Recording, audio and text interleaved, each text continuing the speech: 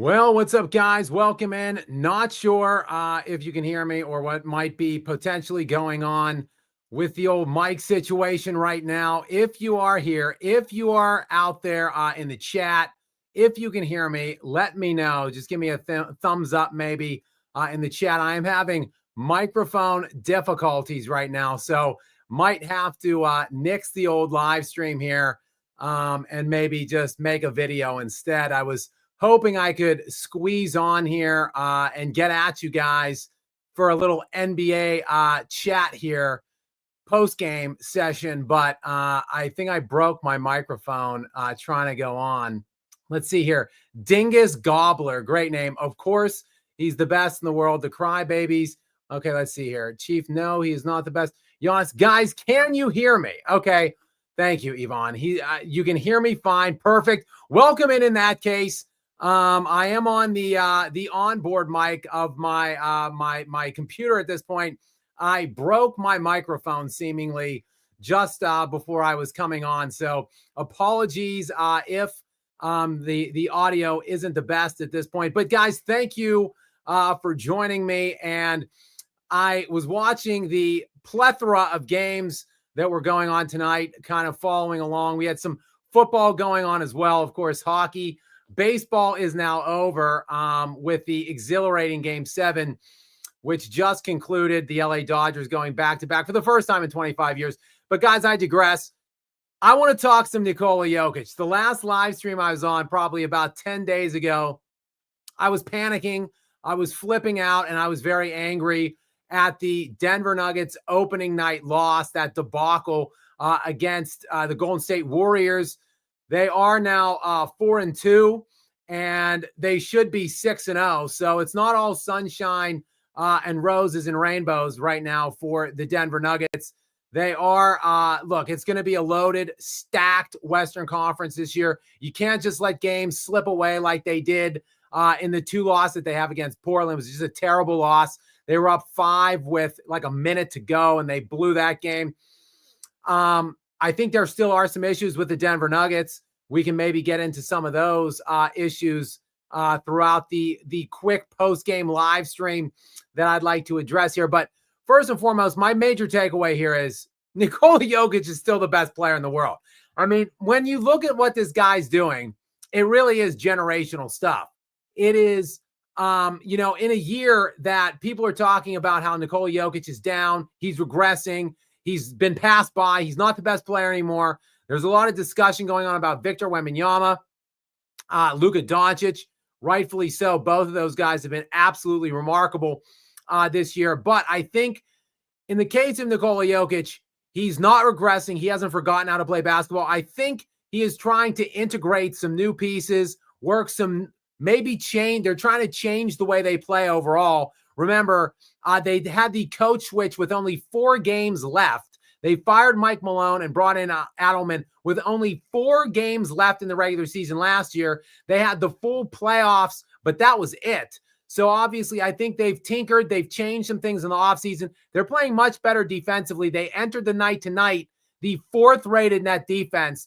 So they're obviously focusing more on that side of the ball. And I think Nikola Jokic, at least up until tonight, was trying to take a step back, be less aggressive, try to cede some control over to the other teammates, try to let them shine more, maybe, hell, who knows, even have one other all-star on this team this year, the first all-star that he will have ever played with, if that would be the case. So combine all those things, and Jokic only shooting 13 times a game going into tonight, down 5 shot attempts on average from his last 5 seasons. So it wasn't a matter of regression. It was just a matter of, I would say, aggression. He wasn't being aggressive, at least not looking for his own shot. He was trying to just let others take more shots. Jamal Murray's leading this team in field goal attempts by a mile right now. And Nikola Jokic just hasn't had to do much offensively, or hasn't tried to do much, but he still came into the night averaging a triple-double, 20 points, 14 rebounds, and just about 11 assists per game. How's that for a bad year? You hear about the bad year that Jokic is having, or the bad start that Jokic is off to. Still, 20, 14, and 11 on average. Look, what if I were to tell you coming into tonight, he was still 5th league-wide in PER. He was tied for 1st league-wide in BPM, and he was 2nd league-wide in value over replacement. That's a bad year. Wow. That's how you know this guy is getting into generational discussions when all of those aforementioned, analytics that he's right there at still top of the league, that he's led the league in for 5 straight years. And that's while he's averaging a 20-point triple-double. That's having a bad year. That is struggling. That is how you know this guy is getting close to encroaching on the top 10 all time. Tonight, though, Jokic looked for his shot a little more than he has all season long to this point. Got up 22 field goal attempts. How does this line sound for you guys tonight for Nikola Jokic? 36 minutes, 34 points, 14 assists, only 7 rebounds tonight for the big guy. So kind of a disappointing rebound total, but 4 steals, and 2 blocks. How's that for rim protection? Obviously, Jokic gets a lot of crap talked on him about how he's not a good rim protector. So just a full box stuffing night for Nikola Jokic. Again, 34, 14, 7, 4, and 2 on 64% shooting from the field. He got up 10 threes tonight, made 4 of them. Still not shooting a lot of free throws on the year, only 2 of 3 tonight, but a terrific night overall, plus 18 for Jokic. But look, the Nuggets still kind of struggled at home tonight against the lowly Sacramento Kings, who are only 2-5 on the season and 1-4 away from Sacktown. So things are still not looking incredible for the Denver Nuggets. I think many, including myself, had high expectations for Denver coming in after the offseason that was, finally bolstering that bench, finally getting Michael Porter Jr. off the books and filling out the bench, bringing in Cam Johnson, who we assumed was going to be a major upgrade, at least some, I'd say, noticeable or market upgrade from MPJ. It hasn't gone that way to this point. Cam Johnson is having an abysmal season. He actually got 10 points tonight. He shot 5 of 12 from the field, still 0 of 5, from the three-point line. And he came in on the night shooting only around 38% from the field on the season and only averaging 8 points per game. So this was a guy last year in Brooklyn who averaged just at or around 20 points per game. He seemed to be a pretty, I'd say, a comparable three-point shooter to Michael Porter Jr., and Cam just cannot get comfortable in this offense. So that is still a major point of contention and concern, I think, for the Denver Nuggets moving forward.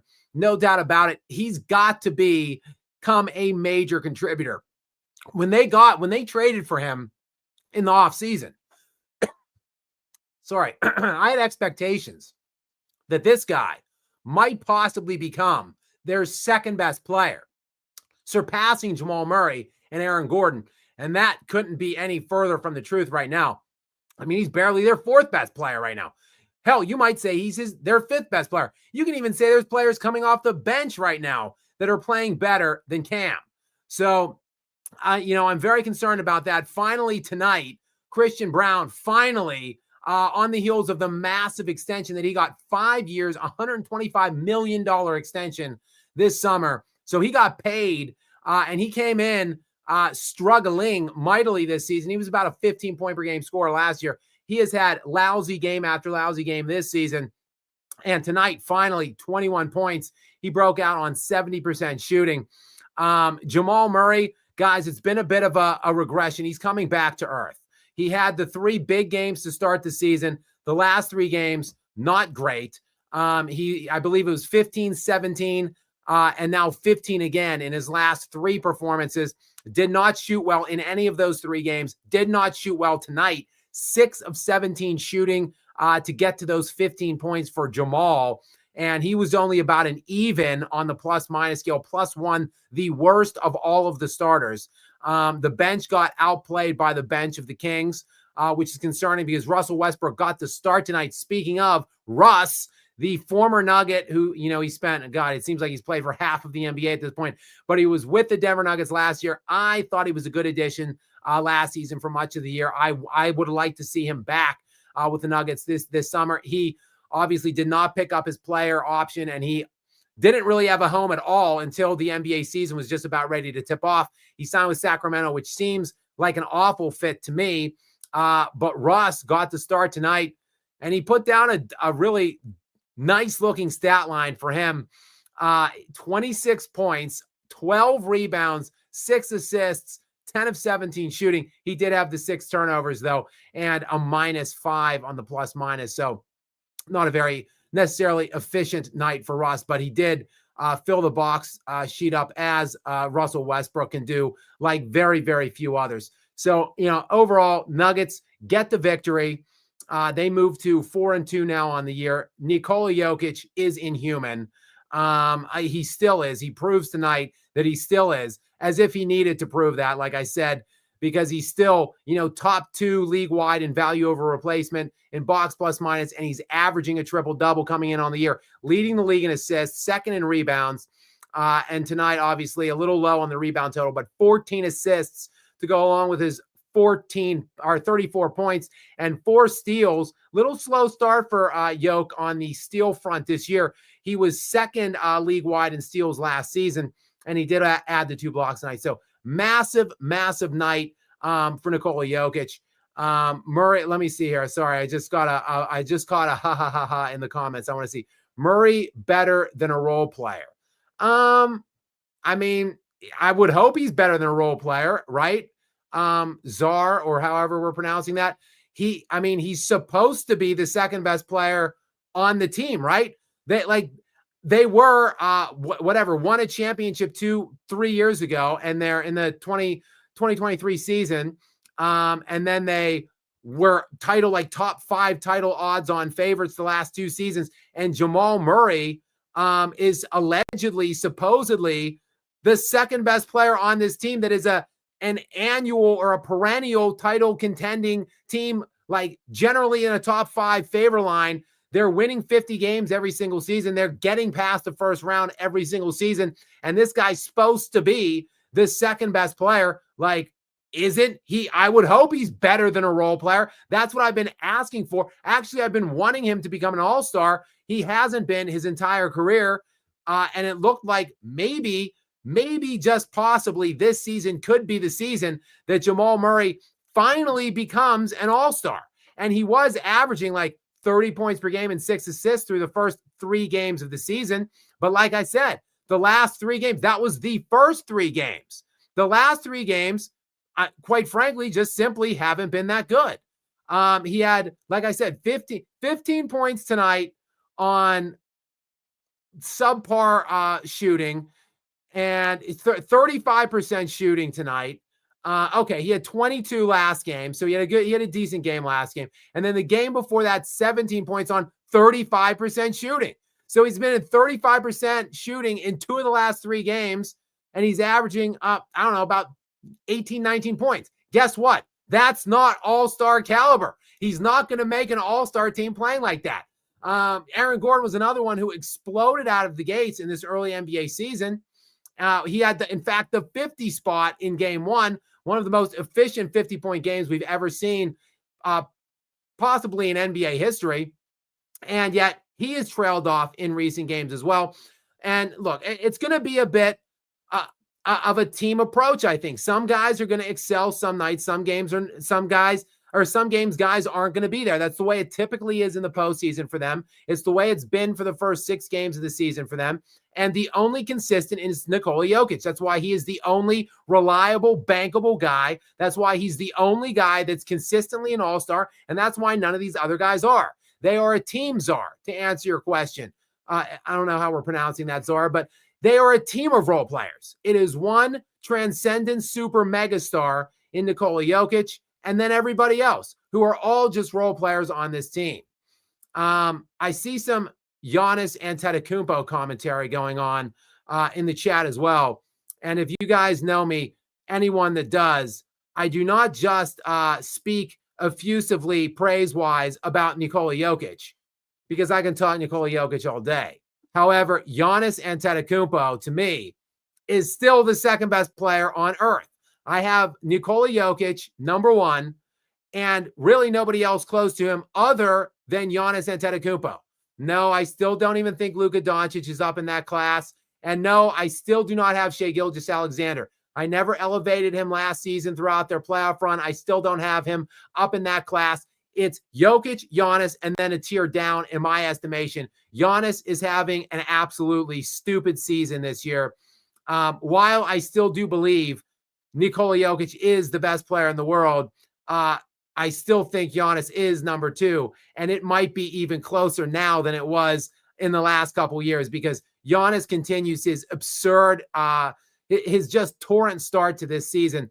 The Bucks squeeze past the Indiana Pacers, which not a terrific win for them, 117-115 against the 1-6 Indiana Pacers. So not an altogether great night necessarily for them, but they get the win.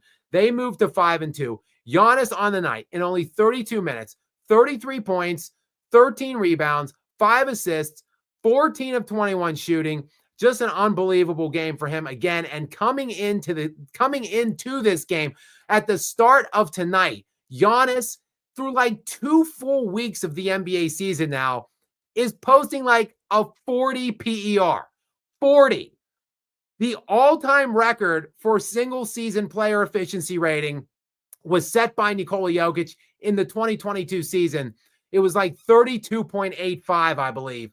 Giannis is at 40.8 right now, nearly 41 PER. That would be, I don't know. My simple math's not great. About 8 points better than the single season pacing right now through 2 full weeks. So Giannis is having an absolutely stupefying season. Jokic at BPM this year, I talk advanced analytics.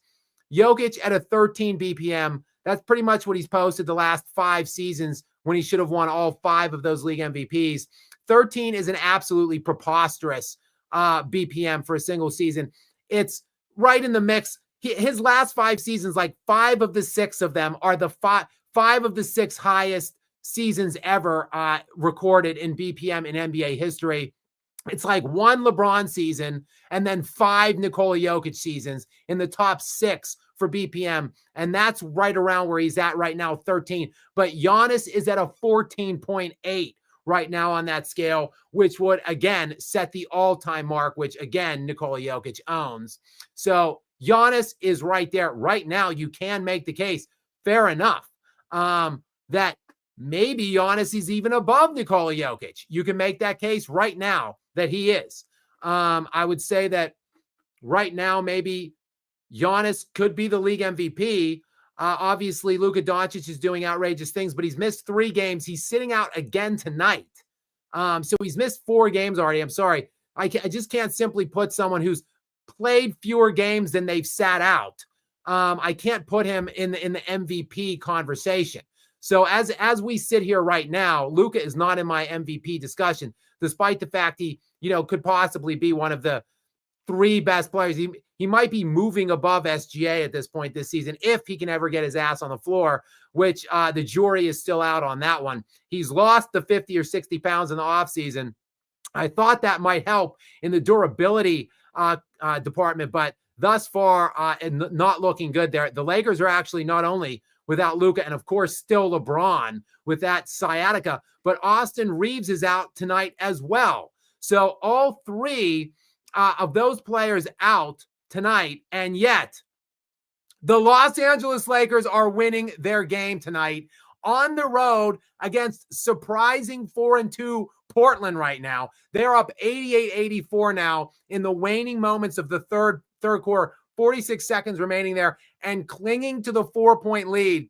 I mean, someone shut the Lakers down somehow. Like, this is unbelievable how good this team is. What more help does LeBron James need, damn it? You've got Luka Doncic averaging like a near 40-point triple-double right now. Austin Reaves averaging like a 32 points and 9 assists or something. They're both out along with LeBron. And yet on the road tonight against a surprising 4-2 Portland team, the Lakers are up 4 here now, nearing the end of the third. I mean, unbelievable what this Lakers team has done early on. You've got Rui Hachimura right now with 22 points. DeAndre Ayton sighting. We have a DeAndre Ayton signing in the Lord's year of 2025. 21 points, 7 rebounds for him on 10 of 15 shooting. And even in a night where they have drained their bench, obviously, they had to start Connect and Jake LaRavia. So that's depleting their bench as it is. And still they're getting action off of their bench. Nick Smith Jr. With 15 on 6 of 9. And even in a game where they are as shallow as can be, and they are missing their 3 marquee players, still yet Bronny James can't score a single point in this game. Bronny in 14 minutes, 0 points. But at least he's taken 1 shot. So I was going to say, at least he's not taking any shots, but he got 1, 0 of 1, 0 points for Bronny tonight so far. But the Lakers, it is now officially at the end of the third, 90-86. So the Lakers put up 90 points through 3 with no Reaves, no Luka, no LeBron. Absolutely ridiculous. And yet when LeBron comes back and they start losing, somehow still the commentary will be how LeBron needs more help. Absolutely breathtaking how these jock-sniffing, bootlicking stand boys of LeBron continue to get away with this. Just looking through the remainder of this slate tonight, the Boston Celtics lose at home to the Utah Jazz. The Celtics, they stink, to be honest with you. I think there's some action going on in here in the super chat department. I'm gonna have to get on there. I see John Ratcliffe in here. Yeah, the Celtics, they just stink right now. They lose at home. I wish I knew. I don't know what that line is, but they lose to the Utah Jazz at home. Celtics 3-5 now for the year, 1-3 at home. They just stink. The Rockets, meanwhile, 4-2. I haven't been following them as closely. I believe they dropped their first 2 games to start 0-2, and they've rattled off 4 straight wins since then, and they look really good. Offensively, defensively, things are clicking right now for Ime and company there. The Mavericks, they beat the Mavericks there 110-102 tonight, the Houston Rockets. The Mavs 2-5. They're in just total disarray. Great trade, guys. That trade is just aging. Like, what age is worse than milk? Can I see some suggestions? You know that saying, aging like milk? Well, something that ages worse than milk is what that trade is looking like right now by the Dallas Mavericks. What a putrid trade that was. Luka Doncic, again, averaging, whenever he can get on the court this year, 40 points per game, like, I don't know, 11 rebounds and 8 assists or something like that is the Luka Doncic average line on 58% shooting or something outrageous. Okay, I don't like that. Incorruptible, that is a bad suggestion. I'm not going to read that one. But you're right. That age is worse than milk. I'll give you that one. Yes, it is undeniably aging horrifically. I think I got a graphic. I'm probably going to do some kind of a video on that trade in hindsight at the end of, I don't know, the first full month. But I think if you look at Klay Thompson right now and Cooper Flagg and Anthony Davis, Luka Doncic is averaging more points right now than all 3 of them. Again, great trade, guys. Really good. Swell idea to trade away Luka Doncic for the Dallas Mavericks. They are now 2-5, and it doesn't look like they're probably not going to be a play-in team at this rate. So that looks to be. I'm going to be keeping an eye on this Lakers game. We are underway in the 4th. I will. I'll probably stay live through the conclusion of that one. It is 90-88 now. So a 2-point game, early action in the 4th. Lakers 5-2 at the 4-2 Trailblazers without like every good player on their team, and yet they're still putting in a great fight there. We'll keep an eye on that. But guys, I do see I have gotten a plethora of these super chat things in here from a number of my regulars. Welcome into all of you guys who are here in the Skap Live Lounge. I'm on the onboard cam, the whatever. I'm using my computer cam because it's amateur hour out here. I dropped my microphone somehow before I started, and I thought it might have broken. It did. I can't get it to start. So hopefully the audio is not too bad. Welcome into all of you guys joining me here in the lounge. The waters, as always, are warm here in Skap Live After Dark. Let's hit into some of these super chats. Many thanks to you guys, my regulars out there. XBTWXDX. How about you squeeze some praise for your Steelers on their way to the AFC Championship berth? Wow. Let me get my bottle of water here and ruminate on that for a moment here. So my Steelers, yes, my used to be Steelers before they hired Mike Tomlin and started losing every playoff game they appeared in for roughly the last decade. I'll tell you what, if the Steelers get to the AFC Championship game this year, I don't know if my main guy is on here that's obsessed with me eating bananas. I don't even know what I'll do. I'll come on.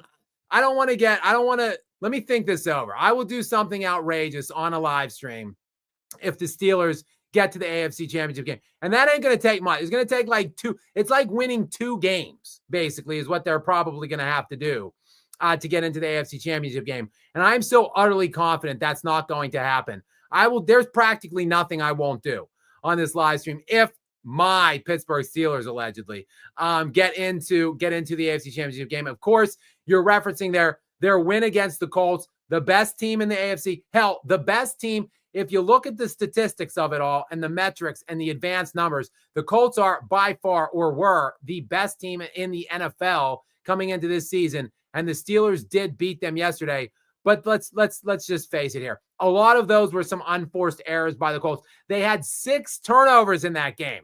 That would be the most turnovers for the Colts since 2007, and the most turnovers forced by the Pittsburgh Steelers since 2010. So basically, it's a once every 15 to 20 year outcome in terms of flukish turnovers. And that's what it took for the Steelers to win by 1 score. They won by a touchdown yesterday at home. So I'm still not feeling altogether that optimistic about my Steelers because Mike Tomlin is still the coach. And as long as Mikey T is still calling the shots, I just don't like them to win a single playoff game. It's been like 9 years. This isn't hyperbole when I say a decade. It's been almost 10 years since the Pittsburgh Steelers won a single playoff game. So there will be no praise for the Steelers till they manage to do just that, win a playoff game. But thank you very much for supporting me here in the stream and in the warm waters of the lounge. I do appreciate you. And I do appreciate Xavier DeGod, another regular, bouncing in here. Make a starting 5 of today's players. Xavier always loves asking me to really think about either historical starting 5s or 3-on-3s, or there's a lot of hypotheticals that Xavier likes to ask of me that makes me think that really makes me think more than some of these other questions. Let me think here. A starting 5 for today. Well, there's no positionality really anymore in the NBA. So I don't feel compelled to stick to the standard, 1 through 5. I think I'll just pick like someone who can handle, like Luka Doncic, for instance, would probably be my point guard. I'd have him at 1. I'd have Shea at 2. So I would roll SGA out at the 2 spot. Let's go with, obviously, let's do it. Let's make it easy here. Nikola Jokic at the 5. That's very easy. You know what? Shit, I'm just going to go huge. I'm going to go really big here. Let's go Jokic at 4, Victor Wembanyama at 5, and Giannis Antetokounmpo at 3. So I'm going huge. I'm going Giannis at the small forward, Jokic at the power forward, Wembanyama at the 5 at the center spot, Shea at 2, and Luka at 1.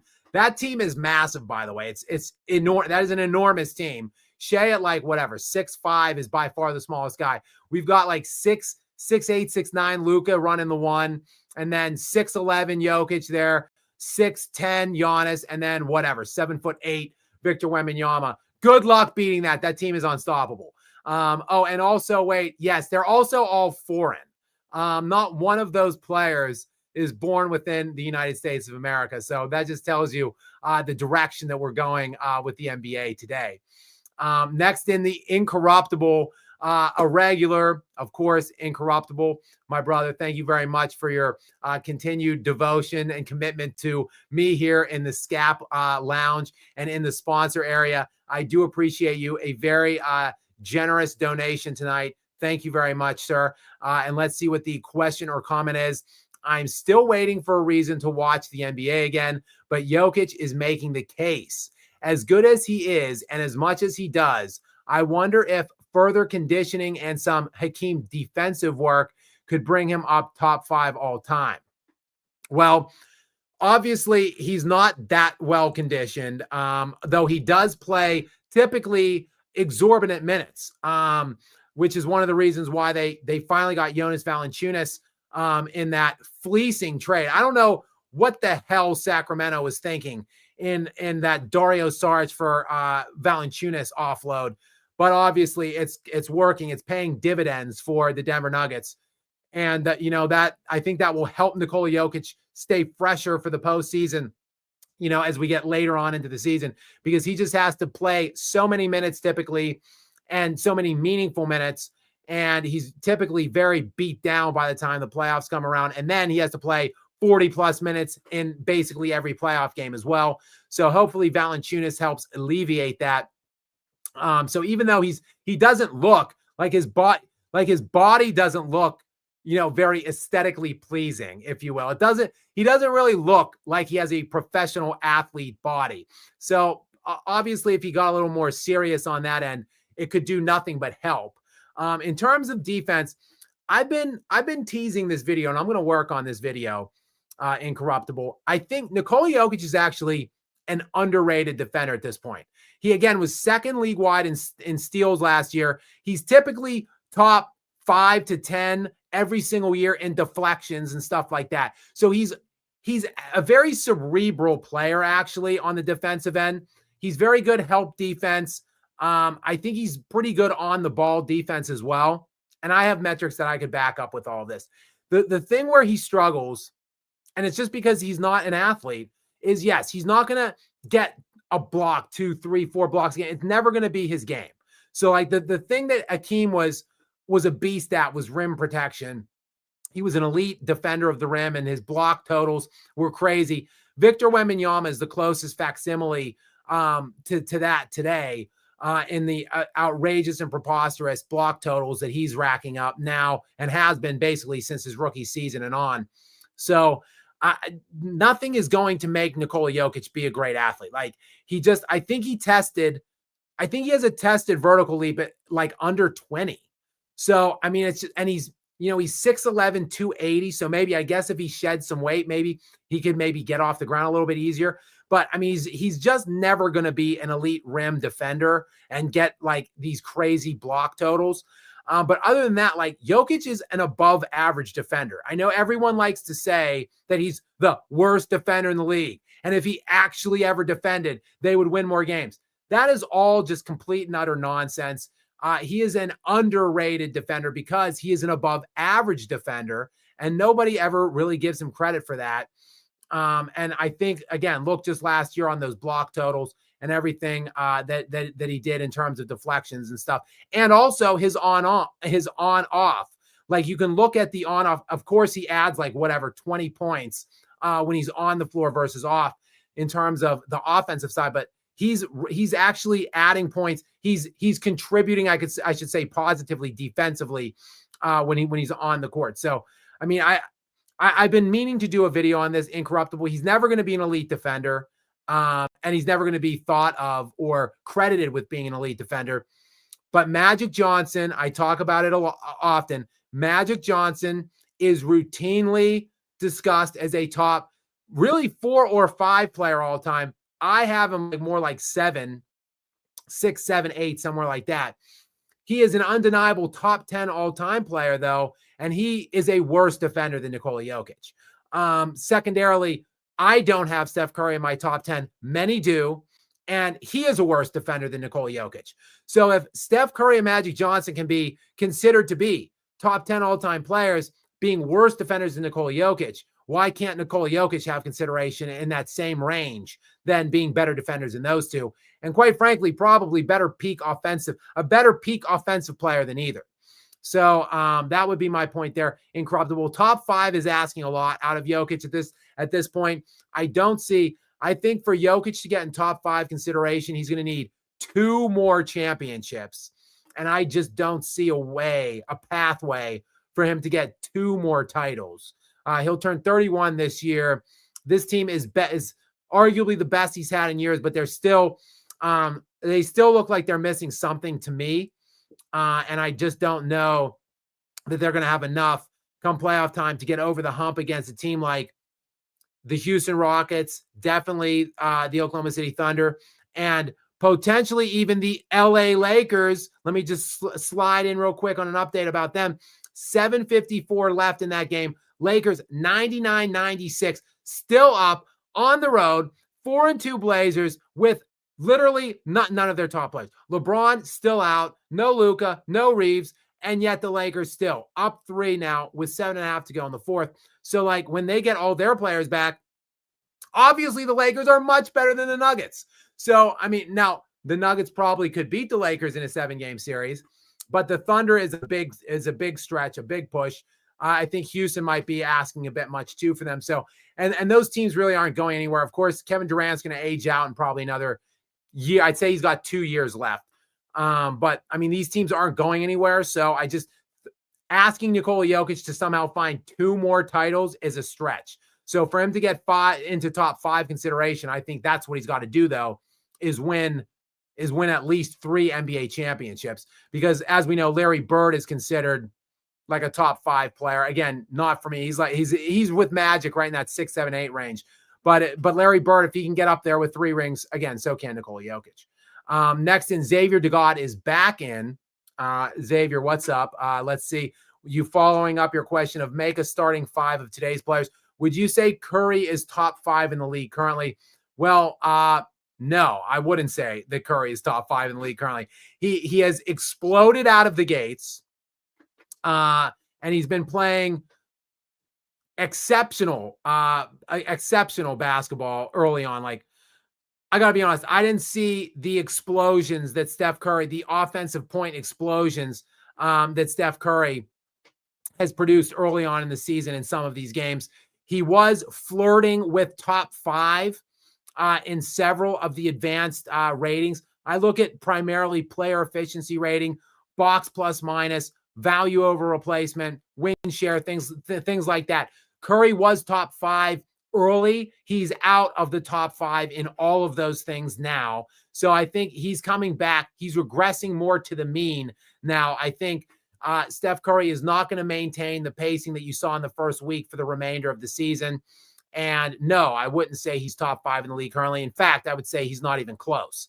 I think Nikola Jokic, I've talked about it in this episode here in this live stream. I think Nikola Jokic and Giannis Antetokounmpo are the 2 best players by far. Like, I don't think that's a conversation. I know everybody wants to jam Shai Gilgeous-Alexander in there. And I think for me, Shai, I have him at 3rd right now on the planet. Then I have Luka next. So those are my top 4. You can mix them up which way you want, but I don't think there's much argument that those are the 4 best players in the world right now, unless you want to press on Victor Wembanyama, and that's fine because he's playing like an absolute mutant as well through this early part of the season, though his last game, not good, below not good. He really struggled, but other than that game, Victor Wembanyama he's playing absolutely outrageous basketball right now. Going into that game where he struggled I think it was last night, they lost. They got blown out by the Suns. It was a pitiful loss and a terrible performance by him. But going into that game, he was averaging like 30, 13, and 5 blocks per game. So those are my top 5 right now. And I don't think you can really argue anybody else would be cracking into that. To me, those are going to be your first team All NBA selections. And no, Steph Curry is not going to get into that range, Xavier. And no, I don't think he might be top 10, maybe not even that though. We've got John Radcliffe. Radcliffe is in now. What's up, brother? How's it going? It's official. The NBA sucks more donkey arse right now than it ever has at any point. Also, the LeBron James Jr. Make-A-Wish nightmare must stop existing. Well, John, welcome into you, pal. I hope things are going well with you and your physical therapy and your physical therapist. Hopefully, everything's going swimmingly there, and your shoulders coming along nicely. And yeah, the NBA it's been on one here. It's been on a historical tear in terms of scoring and lack of defense, and it's not slowing. It doesn't look like anytime soon. We're flirting with around 117 points per game right now. It would be around the third highest point total, or average, I should say, nightly of any year in NBA history other than 1960-61 and 61-62, I think, are the 2 years. Two early 60s seasons where it was like 118.8 and 118.4 are the only years in recorded professional basketball history that was higher scoring than we are right now.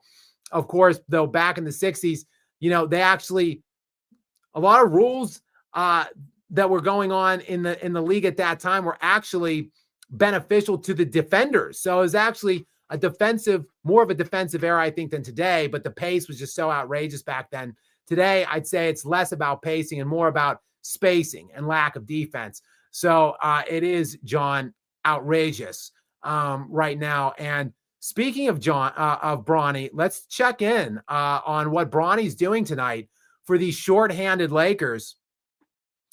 Bronny has 5 points, guys. At last check, he had no points. Bronny has 5 and 5 assists, actually. Wow, this might be Bronny's greatest NBA performance to date in his young NBA career, playing 17 minutes in a pretty meaningful game. They're on the road. I would imagine they were underdogged by several points because they're without Luka, LeBron, and Reaves. And now the Lakers are up 107-100 with 5 minutes to go. So a 7-point lead now with 5 minutes to go in the fourth. And Bronny with 5 and 5. Wow, that might be Bronny's best game, John. So I don't know. You might be motivating Bronny. Maybe all of the hate from me and several others have motivated Bronny to have the best game of his young NBA career. But all joking aside, Rui Hachimura, 26 points tonight for him. And DeAndre Ayton, 23, 7 and 2 blocks on 11 of 16. The Lakers they're shooting 50% from the field. They're not even shooting well from the 3-point line currently. They're only 23% from three right now at the moment, but 50% for the game overall. And keep an eye on this for you to conclusion. It's 107-103 now. 4-point game, 4.5 minutes to go. So I'll keep an eye on that. It's going to be crazy if the Lakers win that game, though, John. But yes, I do agree. Not only does the Bronny nightmare have to end, the LeBron nightmare should end too. I can't wait till he gets back to see how he destroys this Lakers offense, which is obviously rolling right now. And Luka and Reaves are just balling out of their minds. So I'm looking forward to seeing how he could possibly mess this up. Next in, we've got Will N. What's up, Will? Another regular. Guys, many thanks for hopping into the Skap Lounge here in the sponsor area for all of my regulars like Will N. I do appreciate you guys. Dennis Schroder has become the ultimate journeyman. Whatever team he goes to, he becomes valuable, yet he still gets passed around in a trade package. Dude needs a home. Yeah, Schroder has been... he's been on a lot of teams. I'd like to see just how many teams he's been on, to your point. By the way, he played great in the Eurobasket tournament this summer for Germany. He was terrific for the entire tournament. And he's been a really solid NBA player for his career now, a 13-year career, 14 points per game, 5 assists for his career per game.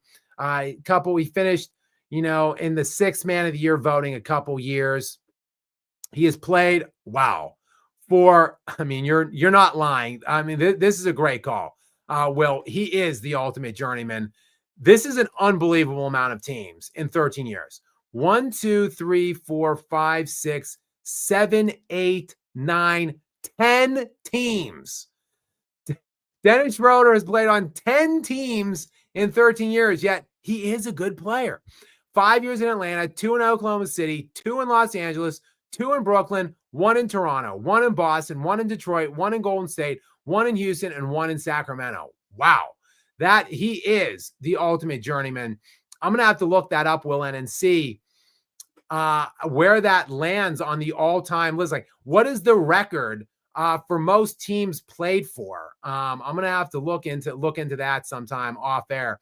But thank you, Will, for the generous contribution. And thank you, as always, for coming in here and contributing to the conversation and being here for me. I appreciate it. Next in, we've got John back in. No, John, what's funny? Do you know what's funny? People claim Ohio State hasn't played anyone besides, oh, sorry, something else fell off. I'm just dropping everything. People claim Ohio State hasn't played anyone besides 2D units. They all rank top 50 at time of play. Indiana has played 2. Yawn. I mean, John, it doesn't matter what people say because we've got an extensive playoff system now in college football. It's not like you just have to win 1 game or 2 games anymore. They're going to play their way through. They're going to prove their way. It doesn't matter who they play in conference at this point. They will have to prove it on the field in the playoffs. And in my estimation, they should be the overwhelming, hefty, and significant favorites right now to win the championship again. So you could, John, I'm sure you're going to be proudly exhibiting some Ohio State gear, merch, maybe get a little flag flying from your vehicle. Knowing your other sports teams that you root for, John, you need something good. So I'm rooting, even though I'm obviously I'm a Penn State fan. I'm looking over my wrong shoulder. I'm a Penn State fan, but because I went there and I'm an alum there. But they stink. This year is humiliating and embarrassing. At least we got rid of that bum Franklin, though, as a result of it. And you guys are obviously the class of the Big Ten. I hate you, obviously. I don't hate you, but I hate Ohio State. But it's pretty obvious they are the cream of the crop in all of college football. And I expect that they are going to defend that championship with relative ease this season. We've got John back in. John, many thanks for your rapid fire super chats tonight. I appreciate your generosity here. PG, Kobe, SG, MJ, SF, Bert. Oh, I see what you're doing. Point guard, Kobe. Shooting guard, Michael. Small forward, Bird. Power forward, Duncan. Center, Shaq. Beat that. So I think this is a shout out maybe to Xavier DeGod, who loves obviously these hypotheticals and all-time teams. This is John's all-time team. I like it, John. I think I would only maybe trade out one guy there. I like Akeem over Shaq. I think Akeem is better than Shaq. I think he's more skilled than Shaq.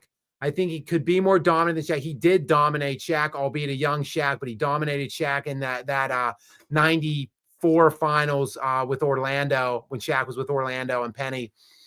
So, and I just think Akeem is a much more versatile player than Shaq and a far better defender. So I think the only thing I would change about that top 5, if it were me, or that starting 5, if you will, all-time unit, I would probably put Akeem in there over Shaq. Other than that, I love the looks of that. And yes, I would put Kobe at point. Kobe did basically run point for the 8 years that he played with Shaq when they won 3 championships. So that people always press me and say, well, how can you put Kobe at point? Well, because he's played it before and he can easily handle the ball and set up offense.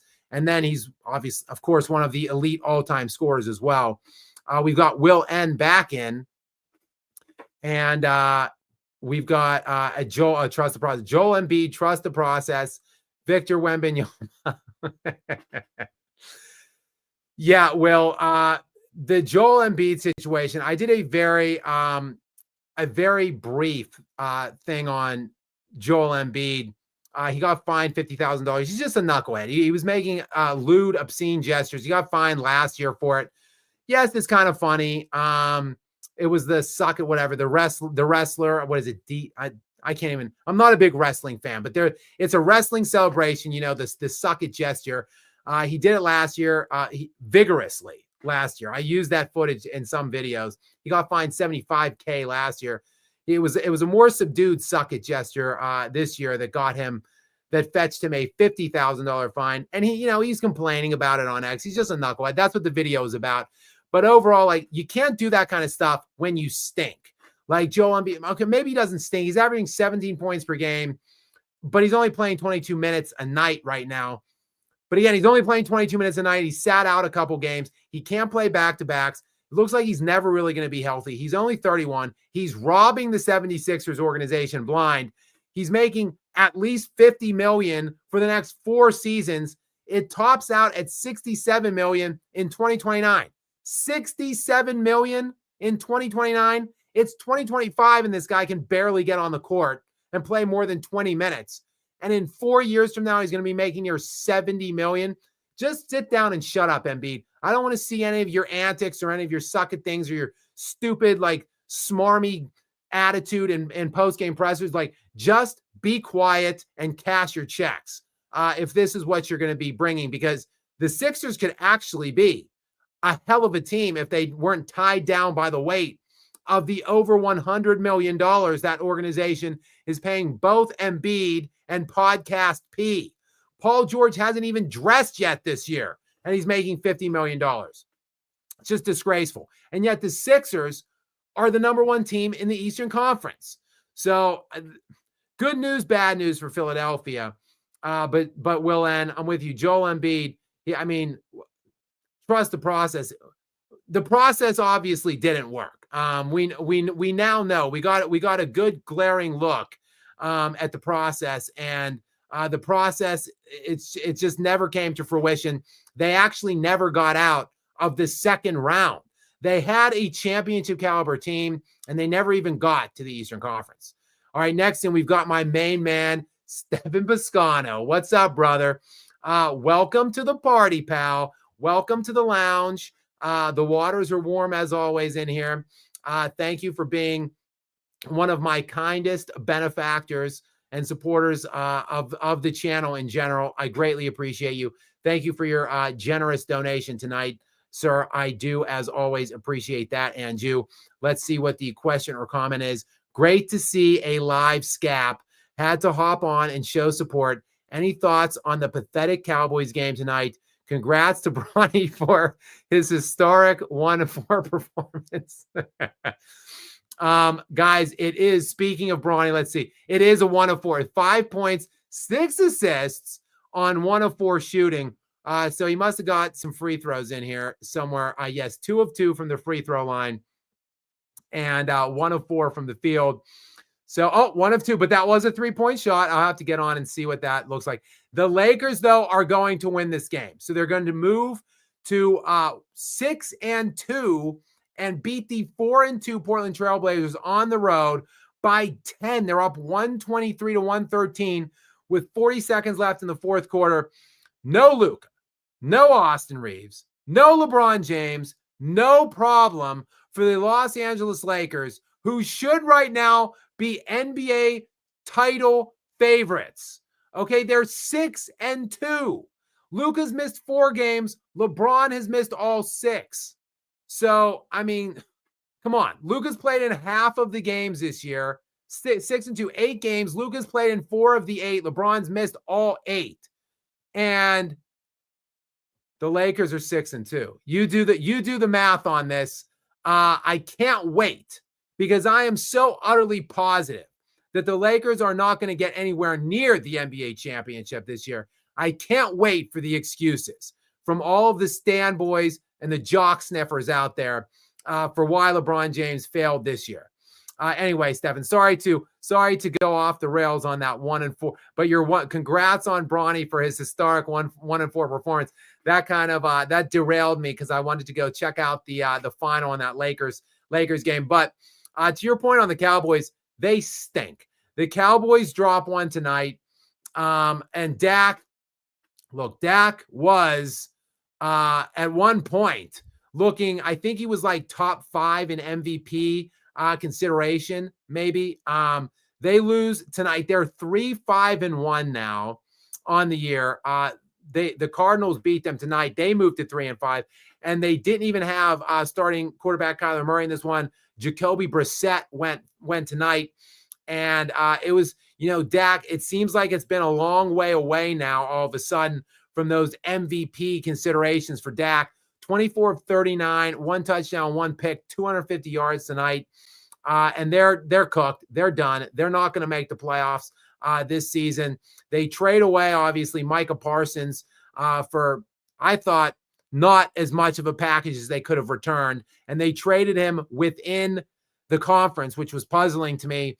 The Packers look great, I think, at least defensively. Jordan Love has had some baffling performances by him, too. They just absolutely choked their brains out at home this weekend. They lost to the Panthers at home as 2 touchdown favorites because they only put up 13 points. Thanks for nothing, Jordan Love. So it's not like Micah Parsons is destroying the world right now for the Packers. But needless to say, the Cowboys are just a poorly run franchise. They've won 2 or 3 playoff games total in like 30 years since their last Super Bowl against they were my Steelers back then in 1995. That was the last time they've been worth anything. They've just been basically a laughing stock since then, and they continue to be that this year. 3-5-1. Thanks for nothing, Dallas Cowboys. No playoffs for you. Jerry Jones. I mean, how old is Jerry now? How old is Jerry? About 97 years old. If he wants to see a playoff win before he punches the ticket, he's got to make some changes there. He's got to cede control. He needs to actually let a general manager do the work there and do far less. I don't know. Stephen, it's a mess to answer your question. An absolute mess in Big D. I'm glad I'm not a Cowboys fan. I'll say that much. Next in, we've got Mark. Mark, welcome. A regular as well. Thank you, sir. I do appreciate you coming and joining us here in the sponsor area. Wemby peak potential. Great question. Like a top 10 all-time player. Maybe even above that. Like if healthy, if he can stay relatively healthy and play like 69 to 72 games a year for the next 12 to 14 years, which admittedly is asking a lot. He is nearly 7'8", allegedly, according to reports, if you believe him. Boban says he's way over 7'4". Brian Windhorst says over 7'7". So if you believe reports, approaching 7'8". So asking that guy to show extreme durability for the next decade and a half is asking a lot. But if he does, look, this kid is 22 years old right now, and he's averaging like 30 points, 12 rebounds, and 5 blocks a game on sky-high efficiency. And he's 22 years old. Like, he's not like, I don't think you hit peak range till you're like 25. I don't care that he came into the league when he was 18, 19. I think he's still getting better. So if really health is the only consideration, he plays both sides of the ball. He's going to win, 4 or 5 Defensive Player of the Year awards if he stays healthy, and probably a plethora of MVPs to go along with that. The Spurs have built a nice-looking team around him, defensively oriented as well. I think I could see them competing for many championships down the road. Peak potential is the GOAT. Like, peak potential, I don't think anybody's ever going to do enough to surpass Michael Jordan. But I think there's a great conversation at number 2. I think there's anywhere between 2 to maybe 6 or 7 guys that you can make a viable case belong in that 2 spot. So the conversation for number 2 is wide open. I famously, as many of you know, I'm sure on this specific live stream, I have Kobe Bryant at number 2 to Michael Jordan. Many people have LeBron James. I don't believe that at all. And I think Kareem has a case. I think you can even make a case for Wilt. I think you can make a case for Russell. So that 2 spot is kind of flexible and open. So peak potential for Wembanyama if he can stay healthy and keep ascending through his age, whatever, 25, 26 year season, peak potential would be like the second best player ever. Now, there's a lot of things that have to happen in order for him to get there, but that would be what the top of the ladder of his potential would look like, in my estimation. Next in, we've got Cusmo Jimbo. What's up, brother? Welcome to the stream. Another regular. Thank you so much for joining us tonight, joining me tonight. I do appreciate it. We're at 12:33 a.m. here, just kind of talking post-game stuff. We talked a little football, college football, pro football, obviously the NBA. Cusmo, thank you for your very generous donation here to the stream. And let's see what the question or comment is. True or false, a player will score at least 40 points just from the free throw line at some point during a single game this season. BTW, Anthony, 15 points in first college game outing for Houston. Okay, I'm guessing that is Carmelo Anthony. I'm not sure how to pronounce his kid's first name. I'm guessing that's Carmelo Anthony's kid. 15 points in his first college outing for Houston tonight. That's an impressive opening for the legacy kid there. Congratulations on a good performance there from him. And I'm going to say false on a player will score at least 40 points just from the free throw line. Obviously, a lot of people talk about SGA's free throw output. Austin Reaves is shooting a ton of free throws this year. I think he had like 23 or 24 free throws in one game. SGA had 23 in one game. Reaves, I think, was leading the league in free throw attempts last I checked. But no, I don't see for someone to score at least 40 from the free throw line. They're going to have to shoot at least 45 free throws. There's no way I see that happening. I think Shaq shot in the 30s a few times, maybe like 2 times. Shaq got in the 30s, like 33 in a Hack-a-Shaq day of a playoff game. I recall watching those games when I was younger. I'm sure Wilt shot over 30 a number of times because he wasn't a great free throw shooter either. So I'm sure he got to the line and he was just so dominant as well. So I would have to check on what the all-time, well, let's just see. Let's just see Cuse mode. Let's see what the all-time record is for free throw attempts in a game, in a single game.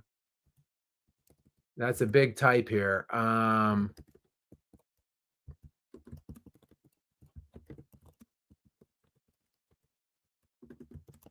Sorry, that was quite a lot to type, guys. I apologize. Dwight Howard actually twice holds the record. He tied himself 39 free throw attempts by Dwight Howard. He did it 2 times, once in 2012, once in 2013. Andre Drummond is next with 36. DeAndre Jordan shot 34 once. Giannis Antetokounmpo got 32. Shaquille O'Neal with 31. Adrian Dantley 31. Ben Simmons 29. So, no, the all-time record is 39, and not many have shot in the 30. It's only happened like 8 times total in NBA history. So, Cuse mode, I do not see that happening. No, I do not see a 43 to 45, 46, 47 free throw attempt night for any single player coming anytime soon, not even this year, and with all of the free throws that we're seeing. Let's see here if any other things jump out of my at this now that all of this slate is now complete. I'm sorry, we still have one game going on.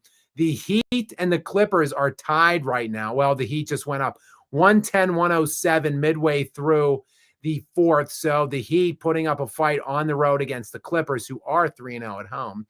Other than that, all of the games are final, including that stunning Lakers victory. 6-2 now for the LA Lakers.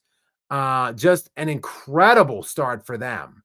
Again, with no LeBron for 8 of the games, Luka missed 4 of the games. And if you said that the Lakers would be 6-2 under that, under those kinds of things that they would be dealing with in this early NBA season, I don't think anybody would have believed you. DeAndre Ayton ends with 29 points and 10 rebounds. Man, 29 and 10 for DeAndre Ayton on 14 of 19. Rui Hachimura with 28 on 10 of 15 shooting. And Nick Smith Jr. with 25 points off the bench. Unbelievable.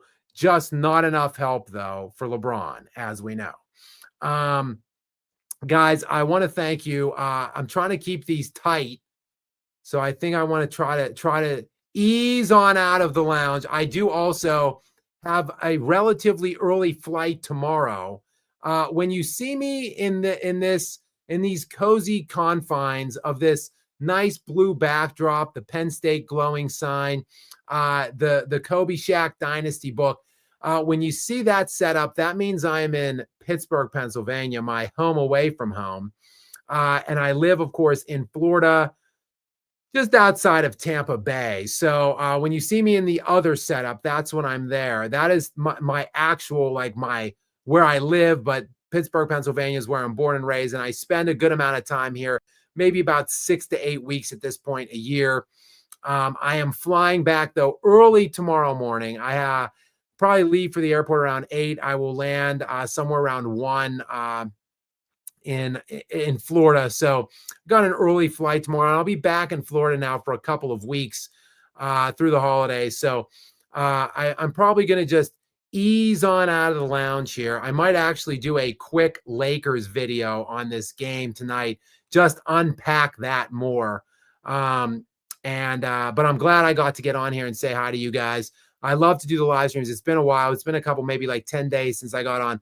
I broke my mic. So hopefully, like I said, the audio wasn't too terrible for you guys tonight. So other than that, I'm going to sign off here. Maybe look for that Lakers video if I can get it done before I hop on to that flight. Skap in Pittsburgh, it keeps getting worse for Bengals fans. Sorry, I just saw 10,000 noodles. That one just flashed up there. Yes, the Bengals, that was quite a game. Real fast before I sign out, that was an insane game. The Bengals-Bears game, I think it was a 47-42 final or something like that. They gave up. The Bengals actually recovered an onside kick to take some crazy last-second lead. It looks like they're going to get the win, and then they gave up like a 70-yard touchdown essentially at the gun to the Bears. It was one of the worst losses I've ever seen. A very entertaining game, but yeah, the Bengals, it just goes from bad to worse for them. Some teams just don't have any luck. 10,000 noodles. But guys, many thanks to all of you who came on and chatted with me on here in the chat, and all of you guys who dropped donations. Of course, I always appreciate you guys. Pretty much my regulars, and all of you guys are on right now, or virtually all of you are my regulars. So many thanks for getting on whenever I do manage to get on. I will be hopefully jumping on live sometime next week. If anything absolutely crazy or outlandish happens, I will be online. Other than that, I'm trying to post videos every single day, at least one, maybe two, if I have the time, or if they're shorter or whatever. So make sure, guys, if you are not, please do subscribe and turn on those notifications. That's the easiest way to make sure you can get on these live streams with me. I'm sure I don't have to tell you guys. Most of you are always here for me, so I know that probably you do have those notifications on. So, guys, many thanks. Wait, what is this Kenny Downs thing? Sorry, I got another one. Skap ignores ticket. I don't know what that means, Kenny. I don't know what you're talking about. Kenny Downs, Skap question. Skap ignores ticket. I don't agree with Skap a lot, but I don't believe he are a racist. Okay, Kenny, I don't know. Ticket says Skap a racist because he doesn't criticize Jokic. Yeah, I don't know. I don't know who I get. Take whatever. I don't ticket. Kenny, to answer your question, I think it's Ticket TV is what you're referring to. I don't care. He's an idiot. I quite frankly don't watch or pay attention to a lot of other YouTube channels. I just do my own thing. To answer your question, Kenny, I just kind of unpack things the way I see it, the way I think that it is. I criticize Jokic if I think that he's in need of being criticized. I criticized him after the opening loss that they suffered against Golden State. And I will criticize him if I think that he's to blame for anything, or if that he deserves to have criticism. I think I do at that point criticize him, and I would. Quite frankly, I don't think that he really, I don't think that he warrants criticism most of the time, because he simply doesn't have the teams to compete with the elite teams that he's losing to in the playoffs. So if and when that day comes and he chokes or fails in the playoffs in a big moment with a comparable amount of supporting cast, then I'll criticize him. I don't understand people that think that I should be criticizing Nikola Jokic as if he was LeBron James. LeBron James has LeBron James has won at 3 of LeBron James's 4 rings came with 2 perennial All-Stars and Hall of Fame players. 2 guys that made the All-Star team like every year in their prime for 3 of his rings. And his 4th ring came with a top 5 player league-wide in Anthony Davis and a tremendous amount of supporting cast otherwise on that Laker team in a bizarre setting of the bubble. So Nikola Jokic is in year 11. He's never played with a single All-Star ever. LeBron James plays with like 2 All-Stars every year when he's winning championships. Look at LeBron James's team right now. He's got like a top 3 player on his team in Luka Doncic and Austin Reaves, who should be an easy All-Star if LeBron James doesn't tank his game when he comes back. So for an idiot like Ticket TV to suggest that I'm racist because I don't criticize Nikola Jokic to the same degree that I criticize LeBron James, that's because that's not an apples to apples comparison. Like, give Nikola Jokic a top 3 player 2 times over the last 10 years, and he's winning multiple championships. Give Nikola Jokic any semblance of the supporting cast that LeBron James has had the benefit of having throughout his career. And if Nikola Jokic fails in that situation, then I'll criticize Nikola Jokic just the same. Nikola Jokic doesn't crawl around like a ring-chasing coward mercenary, amassing super teams, and then still only wins 4 times in 23 years. That's not what Nikola Jokic does. He stays put in his cheap, poorly run franchise in Denver with his no All-Stars ever any year, and still gets out of the first round every single year and won a championship. LeBron James is losing in the first round practically every year in LA with elite teams surrounding him. Yes, they're not the same, so I'm not going to criticize them the same. That's the way I feel about it. But yes, there are morons out there like this Ticket TV that, quite frankly, I don't even care enough to concern myself with watching his garbage channel and his garbage takes. All right, again, I'm just doing my thing. But this idiot clown that is this Ticket TV wants to crawl on his platform and put me in his mouth and say that I'm racist. Why? Because I actually watch the games and can analyze them appropriately, unlike him. He's a clown. He's an idiot. And that's why I don't really watch his shit, nor do I care to comment on it most of the time. But hopefully, Kenny, that was enough of an answer for you. I see Kenny says I won't break up Ticket anymore. Hopefully that was enough of me addressing Ticket TV. But the suggestion or the implication that I'm dodging him or ducking from him or running from him in any way, shape, or form couldn't be any further from the truth. I do believe we did cross paths on someone else's platform once or twice, and he's the one that dodges me. So he comes on and addresses me like once or twice. I run him and destroy him with my facts. He dropped off of that live stream like a coward and then ran back to his platform to talk shit behind my back, and that's fine. I don't really care. I don't watch him. I won't anymore, or I won't moving forward. So if anybody else wants to get at him and say, I talked about him at some point on this live stream, that's fine. He can, whatever, fast forward, speed ahead and see what I had to say about him. But I'm not running or hiding from anybody. I'll go and I'll address him head to head on any platform, mine, his, whatever. If he wants to have an actual viable conversation about basketball, I'm down. But I'm not going to, be baited by his idiocy and his race card pulling. It's stupid, it's lazy, and it's befitting someone with a low IQ. that they just have to call someone racist, and that's what they have to go to when they disagree with an actual valid take constructed with real points and analytics. Like, he doesn't like it, and because he's so foolish and such a low IQ moron, he just has to go to the race card. It's pathetic, it's sad, but I'm still not ducking him. I'm ready, willing, and able to talk actual basketball with him anytime, anywhere. Real quick before I sign off, because I am legitimately trying to get out of here. Cusmo Jimbo hopped back on with another super chat, and I, of course, will never sign out whenever I have one of those. I'll make sure I read all of those. I do appreciate you guys so much and your contributions. Cusmo, let's see the question or comment from you. Just offered to trade Dak Prescott in my fantasy football league for a gallon of Sunny Delight, a 6-ounce box of Frosted Flakes, and Kyler Murray. Good trade? Well, Cusmo, I'm a big fantasy football player. I'm in a high stakes league. It dominates my life for like not 3 months of the year. My wife hates fantasy football. She curses it regularly and routinely. But it's been a down year for me. I unfortunately, I really bought into San Francisco this year. I loved how weak their schedule was, the easiest schedule going into the season. And I thought they were going to get some positive injury regression this season. So I was really high on them. I liked Brock Purdy. He's been out like most of the year with his turf toe. I really liked Ricky Pearsall. He looked like a stud for the first like 3 or 4 games of the season. Looked like he was going to be a top 12 wide receiver, probably league wide. And then he's been out ever since.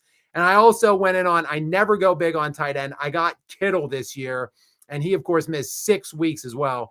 So I've just been nagged and plagued by injuries, but I can still assess this trade for you, Cuse Mode. Dak Prescott for a gallon of Sunny Delight, 6-ounce box of Frosted Flakes, and Kyler Murray. I think at this point it would probably depend, Cuse Mode, on what does your other quarterback situations look like, because I'm not high on Kyler Murray. Now, I do think Kyler would be an okay backup quarterback, and I like Sunny D. So I would take the gallon of Sunny Delight. Frosted Flakes I'm not that high on, but still, the Dak Prescott arrow looks to kind of be pointing down. But if you don't have another stellar quarterback option to Dak, I would maybe just stay with Dak, because their defense is bad enough that they should be in enough shootouts, and you should get. See, I was actually playing Dak Prescott tonight in my fantasy league. I was up like 40. I had nobody going, and my opponent just had Dak. So I was sweating the whole second half that there was just going to be this huge explosion of garbage points. Didn't happen tonight, but Arizona's an above. They're a top tier fantasy defense, at least, and opponents' quarterbacks. I think they're like 9th league wide and fewest quarterback fantasy points allowed. So I think you can bank on some pretty delicious garbage points for Dak Prescott in the second halves of games coming up. So I would maybe hold on that trade for right now, Cusmo. But nonetheless, I'm here, guys, for you. So bring your fantasy football trade suggestions anytime to me. You could bring them either on these live streams or in a comment section. My email is on there as well, on my YouTube channel. You can source through and find my email. So you can always get at me on there as well if you have some fantasy trades for me to look at.